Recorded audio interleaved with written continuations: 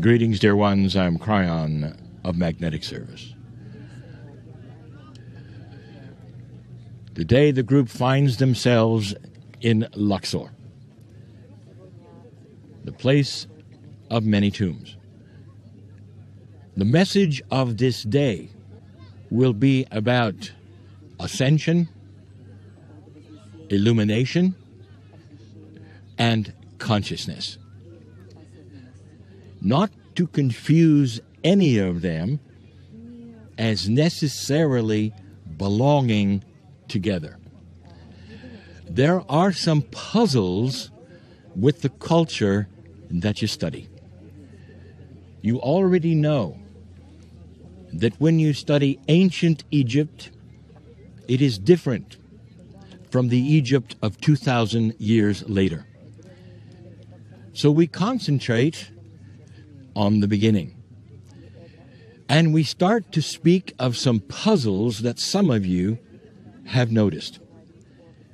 Before we do anything more, we say to you, these channels that become more elegant in information, we give you before the big stuff. For when you get to that which is Giza, you will be overwhelmed with ideas, that which you're seeing, and also simply the sheer magnitude of all that is there. So for now, we become esoteric once again. We talk about the dark and the light, and literally the creation story of humans. Societies, cultures, and humans all have a choice, depending upon their leadership, their shamans, in which direction to go. All over the planet, you get to watch the various directions that cultures have taken. Let me give you a rule, almost an axiom of society.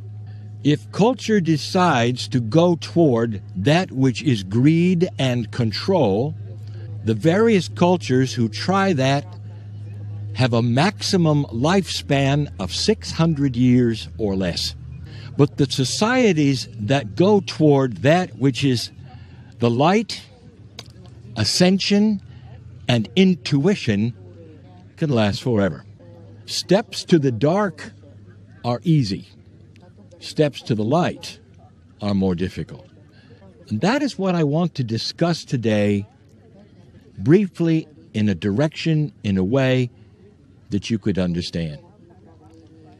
Let us look at the direction that the ancients took almost from the beginning. Let's talk about this. Light. Do you see an emphasis anywhere in Egypt on light? And the answer is everywhere, all the time. What is the difference between the East Bank and the West Bank of the Nile? And the answer is light. What is it you see inscribed by the ancients regarding light? The instructions are everywhere regarding that which is what they consider an ascension of the culture and also of the humans in the culture. What do you see in the Egyptian culture about ascension? And that is that all human beings will participate in the afterlife. In some of the culture, they also participate in the forelife and the afterlife in a circle. Now let me ask you, what did you see in Rome? And how long did it last? And this is what I want to then briefly show and tell this day. The culture was intuitively driven toward ascension and light.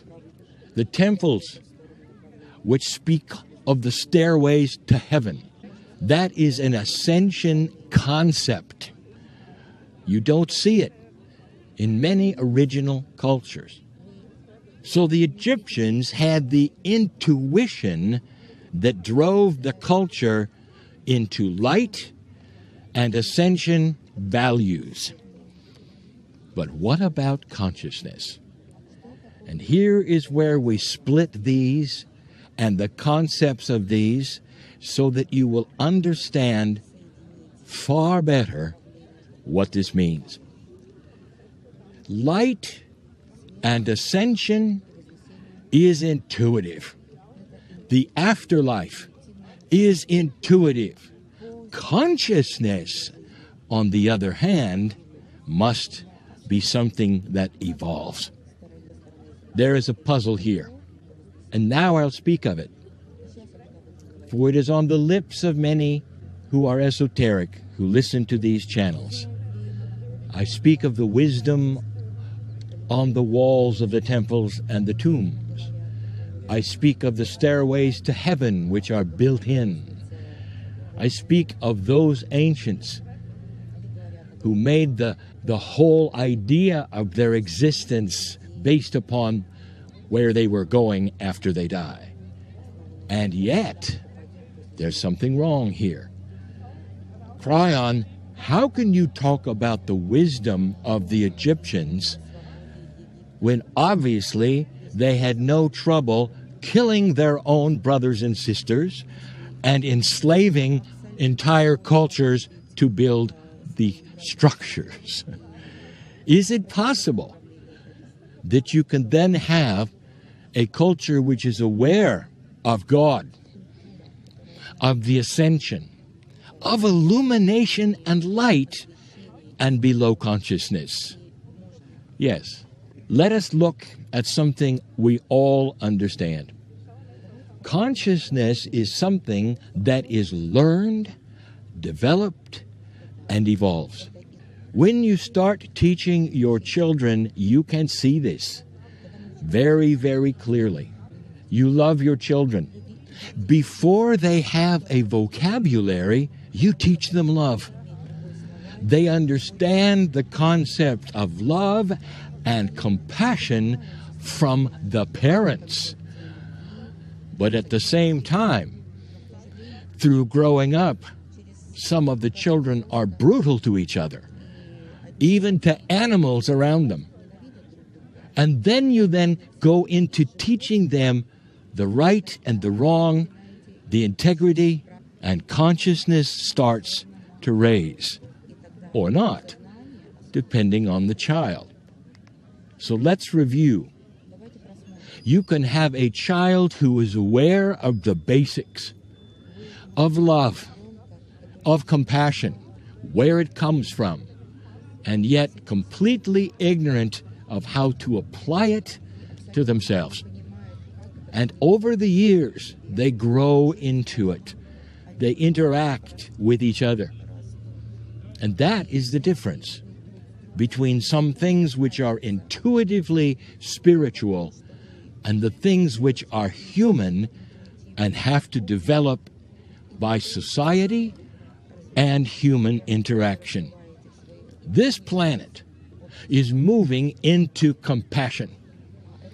You can measure it even in the last 100 years of how countries are working with each other instead of conquering each other. How humans are reacting with each other instead of simply killing each other, which is called war. We have said it many times, you are overdue for a war, which will not come, for you are starting to evolve in consciousness.